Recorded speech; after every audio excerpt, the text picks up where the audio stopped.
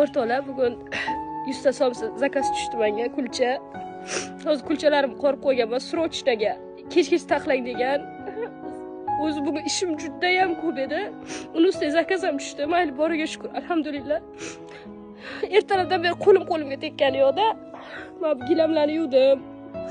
Kirlarimni yuvdim, ish qilib, uyda generalni uborka qildim. Ayam uyda yo'qlab. Akam yaqinda Rossiyadan kelganlar, bilasizlar.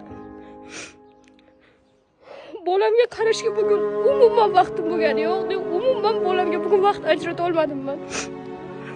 Hozir shunday uyga kelib qarasam, bir manzara ko'rdim. Sizlarga ham hozir o'shani ko'rsataman.